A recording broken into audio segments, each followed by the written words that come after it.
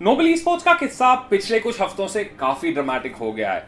किसने किसको स्कैम किया और सच्चाई क्या है, आज के एपिसोड में इस कहानी का क्लाइमैक्स आपको पता चल जाएगा। तो ये एपिसोड एंड तक जरूर देखना और सब्सक्राइब भी कर देना। इसके अलावा वैलोरेंट के नए अपडेट्स, दुनिया के सबसे बड़े प्राइस पूल वाले गेम का एनिमे वो भी आ रहा है नेटफ्लिक्स पे। यही नहीं, ट्विच सर्वर्स फाइनली इंडिया आ चुके हैं, पर इसका मतलब है क्या? फ्री फायर के टूर्नामेंट्स और अपडेट्स और call of duty mobile India community में एक नया कंट्रोवर्सी। मैं हूं राहुल हिंदुजा और आप देख रहे हो esports this week powered by global e sports.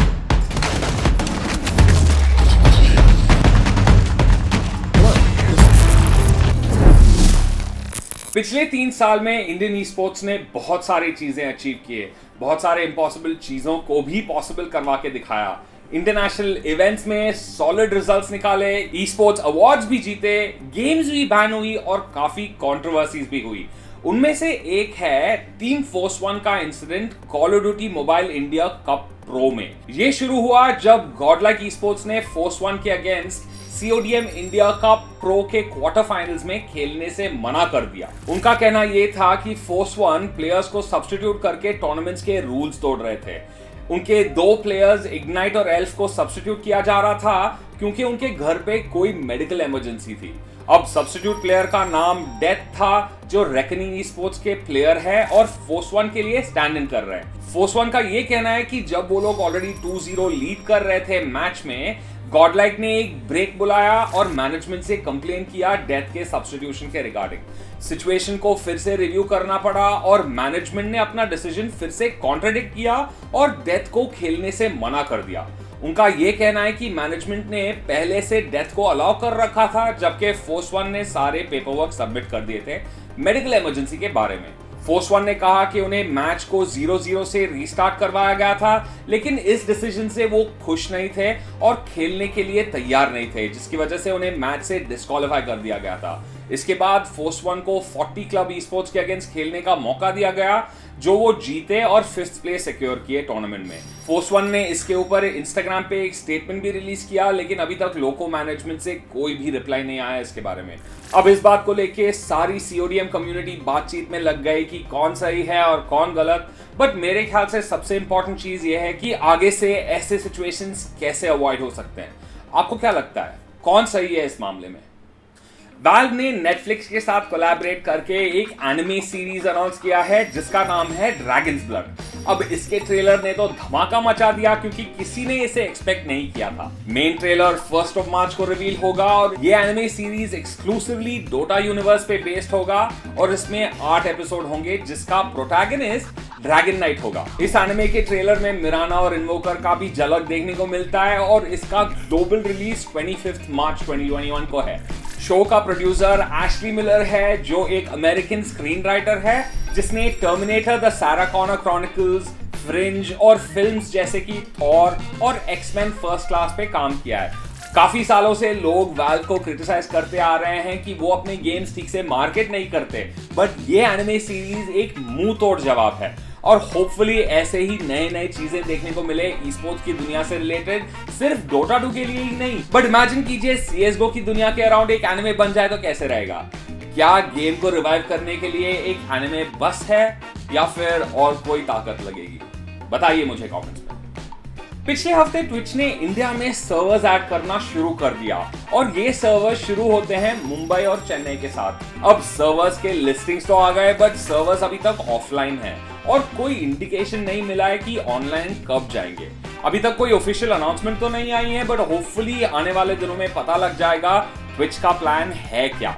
उनके काउंटरपार्ट्स यूट्यूब और अब तो काफी सारे थर्ड पार्टी OTTs जैसे कि लोको, रियो, नीमो टीवी फिलहाल काफी सक्सेसफुली एक स्ट्रीमिंग सर्विस चला पा रहे हैं। इंडिया में ढेर सारे लोग हैं जो ट्विच पे स्ट्रीम्स सिर्फ देखने ही नहीं बल्कि क्रिएट भी करने जाते हैं और लगता है कि ट्विच को फाइनली मैदान में उतरना है। ये इन सबके लिए एक बहुत ही बड़ा न्यूज है क्योंकि ट्विच का इंडिया में सबसे मेजर इश्यू लेटेंसी और पोर्ट ब्लॉक्स थे, जो लोकल सर्वर्स के साथ काफी इजीली सॉल्व हो जाते हैं। अब तो बस ऑफिशियल अनाउंसमेंट का ही इंतजार है। वैलोरेंट का नया एस्केलेशन मोड लॉन्च हुआ है पैच 2.03 के साथ, और कम्युनिटी के काफी स्पेकुलेशंस और लीक्स के बाद रायट गेम्स ने खुद इस नए मोड के डिटेल्स को कंफर्म किया, और पिछले ही हफ्ते ये मोड और पैच दोनों लाइव गए। इस मोड में गेम के स्टार्ट में एक रैंडम सेट जनरेट होगा जिसमें 12 वेपन्स और एबिलिटीज होंगे, जिससे दोनों टीम्स को यूज करना पड़ेगा। हर स्टेज में टीम्स को एक सर्टेन नंबर ऑफ किल्स और पॉइंट्स अचीव करना होगा, और इस मोड में 12 स्टेजेस होने वाले हैं। अगले स्टेज में पहुंच के जिस प्लेयर ने लेटेस्ट किल लिया था अपने टीम के लिए, उसे ऑटोमेटिकली नेक्स्ट गन और एबिलिटी मिल जाएगा जो ऑर्डर में है। बाकी मेंबर्स भी नेक्स्ट गन और एबिलिटी में एडवांस करेंगे किल मिलने पर। ऐसे कर करके मैक्सिमम 10 मिनट्स तक गेम चलेगा, और अगर तब तक कोई भी टीम नहीं जीता तो जिस टीम के पास सबसे ज्यादा पॉइंट्स होंगे वो टीम मैच जीत जाएगा। अब बात की जाए पैच की, तो एजेंट्स को काफी चेंज किया गया है, और सबसे ज्यादा चेंज तो रेना को मिला है। रेना काफी टाइम से एक पब स्टॉम्पिंग एजेंट रह चुकी है, लेकिन उसके एबिलिटीज का पूरा फायदा लेना मुश्किल होता है क्योंकि उससे सबसे पहले एनिमी पे किल सिक्योर करना पड़ता है। इस पैच में ये बदल रहा है। अगर रेना से डैमेज हुआ कोई भी एनिमी 3 सेकंड के अंदर और वो मर जाता है तो वो सोलो ऑफ ड्रॉप करेगा, चाहे कोई भी उसे मारे तो। इस चेंज के वजह से रेना और भी रिलायबल हो जाएगी और टीम के साथ खेल पाएगी। लेकिन एक नर्फ भी मिला है। डिवाउर और डिसमिस के चार्जेस 4 से 2 किए गए हैं। अब इसका असर क्लच सिचुएशंस में काफी भारी पड़ सकता है रेना प्लेयर्स के लिए। कुछ लोग बोल रहे हैं कि ये बहुत ही बड़ा नर्फ है, और काफी सारे लोग, कंपैरेटिव लोग, बोल रहे हैं कि ये एक ओवरऑल बफ है क्योंकि रेना कंपैरेटिव प्ले में और ज्यादा वायबल होगी। टीम लिक्विड के कोच स्लिगी ने भी यही कहा। उनके अनुसार ये एक ओवरऑल बफ है रेना के किट के लिए। अभी टाइम ही बताएगा इस चेंज की वजह से क्या रेना कंपैरेटिव प्ले में दिखेगी कि नहीं। अब इस पैच में मेजर चेंजेस यहीं तक थे, लेकिन इसके अलावा और भी काफी सारे चेंजेस थे। एजेंट्स, गन्स, उनके नर्व्स और बफ्स, quality of life updates, bug fixes, और भी बहुत कुछ है। अगर आपको डिटेल ब्रेकडाउन चाहिए सबका, डिस्क्रिप्शन में मैंने लिंक डाला है, चेकआउट जरूर करना। Free fire India championship 2021 spring split शुरू हो चुका है, और लीग स्टेज के 3 दिन खत्म भी हो चुके हैं। डे 3 के बाद अभी फाइनल स्टैंडिंग्स में टोटल गेमिंग टॉप पे है, और उनके पास 2 बूया भी है। सेकंड, थर्ड, फोर्थ और फिफ्थ प्लेस पे हैं team survivors 4AM, team revolution, Galaxy racer और टीम केओस। इस इवेंट का अगला स्टेज 26 फरवरी से कंटिन्यू होगा, और फैंस इसे फ्री फायर के यूट्यूब चैनल पे लाइव देख सकते हैं और ढेर सारे रिवॉर्ड भी जीत सकते हैं। टीम्स ने काफी उम्दा परफॉर्मेंस दिखाया है इन पहले 3 दिनों में, और आगे बढ़ने के लिए उन्हें यही लेवल की परफॉर्मेंस और कंसिस्टेंसी भी दिखानी पड़ेगी अगर उन्हें फाइनल्स तक पहुंचना है तो। 75 लाख रुपीस का प्राइस पूल जीतना है तो यार ठीक से खेलना तो पड़ेगा ना। इसके अलावा फ्री फायर में रोज कोई ना कोई टूर्नामेंट अनाउंस हो ही रहा है। आयरनी इंक के नाम से एक नया कंपनी भी अनाउंस कर रहा है टूर्नामेंट्स, और वो अपना पहला free fire e sports tournament host करने वाला है इंडिया में, अल्फा ई स्पोर्ट्स टेक और गरीना के साथ पार्टनरशिप करके। ये टूर्नामेंट गेमर्स अरीना के प्लेटफॉर्म पे होस्ट होगा, जो अल्फा टेक का ही प्लेटफॉर्म है। 1 लाख रुपए का प्राइस पूल होने वाला है। ये एक ओपन रजिस्ट्रेशन टूर्नामेंट है, जिसका मतलब ये है कि कोई भी इस टूर्नामेंट में खेल सकता है। तो आपके पास ज्यादा टाइम नहीं है, फटाफट जाके रजिस्टर कर दीजिए। अब बात करेंगे नोबल ई स्पोर्ट्स की सिचुएशन के बारे में।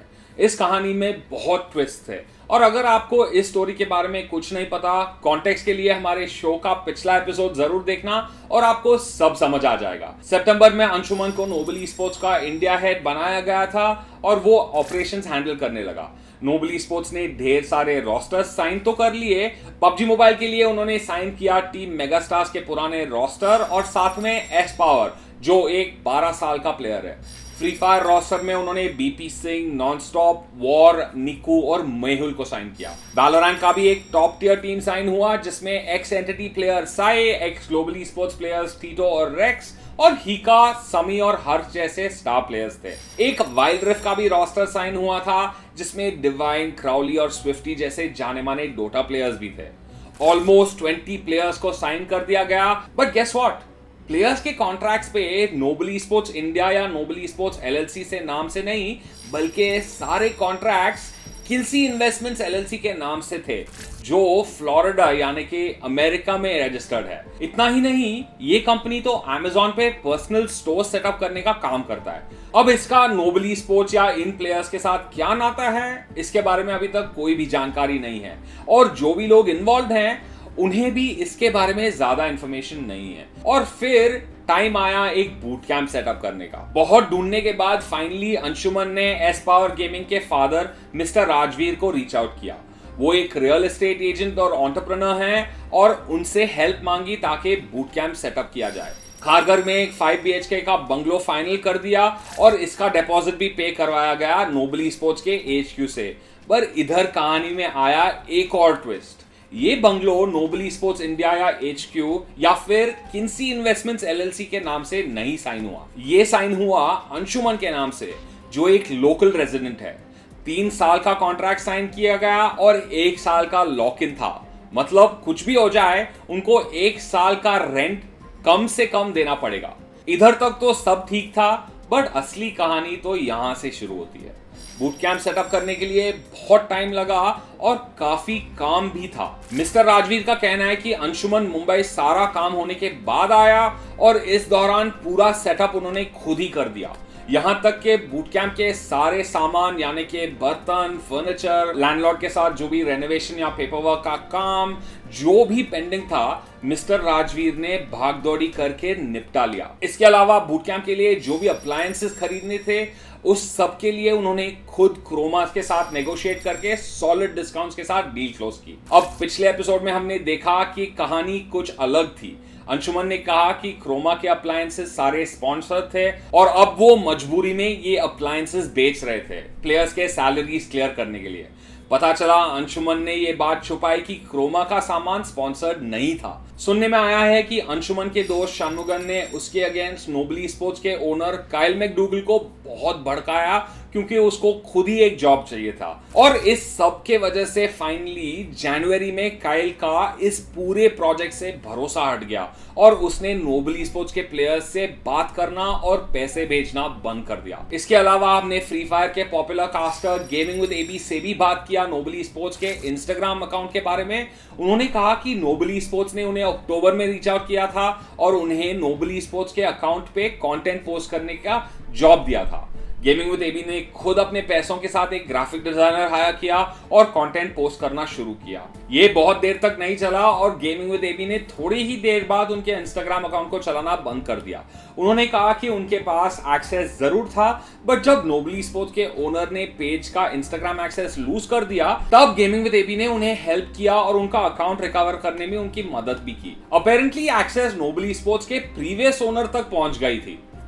ये कैसे हुआ, इसका क्लैरिटी तो नहीं है। रातों रात नोबली स्पोर्ट्स का इंस्टाग्राम अकाउंट 10 to 12K से सीधा 120K तक पहुंच गया, और गेमिंग विद AB इस बात से चौंक गए। उन्होंने कहा कि नोबली स्पोर्ट्स के ओनर ने उनसे कहा कि इंस्टाग्राम प्रमोशन करवाया गया है, $10,000 खर्च हुए हैं, और फॉलोअर्स रियल हैं। रातों रात 120K फॉलोअर्स रियल। अब इसका अंदाजा आप ही लगाओ और मुझे कमेंट्स में बताओ। सच तो यह है कि इस कहानी में हीरो कोई भी नहीं है। सबके सब अपना खुद का फायदा देख रहे थे। प्लेयर्स को बड़े बड़े सैलरीज और लग्जूरियस बूट कैंप चाहिए था। नोबली स्पोर्ट्स HQ और काइल का इंटेंशन अभी तक क्लियर नहीं है, कंसिडरिंग उन्होंने एक 20 समथिंग इंडिविजुअल को हायर किया जिसके पास कोई भी प्रायर नॉलेज या एक्सपीरियंस नहीं है ई स्पोर्ट्स के बारे में। ना तो उसने कभी कोई भी ई स्पोर्ट्स कंपनी में काम किया है, और ना तो उसे पता भी है काम कैसे होता है और एक ई स्पोर्ट्स ऑर्ग चलाने के लिए कौन सी चीजों की जरूरत है। ये इंडिकेशन देता है कि नोबली स्पोर्ट्स के HQ का ये बहुत ही इररेस्पॉन्सिबल डिसीजन था।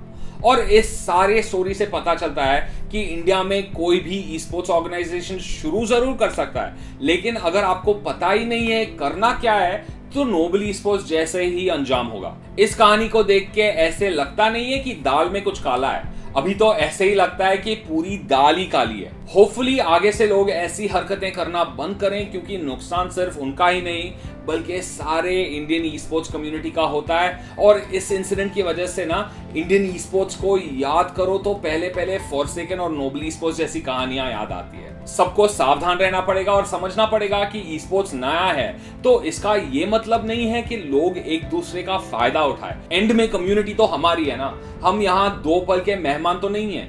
लॉन्ग टर्म सोचना शुरू करना पड़ेगा अगर ई स्पोर्ट्स को आगे बढ़ाना है। अभी आप लोग भी लॉन्ग टर्म सोचो और सब्सक्राइब बटन दबा दो। मिलते हैं अगले एपिसोड में। चलो बाय।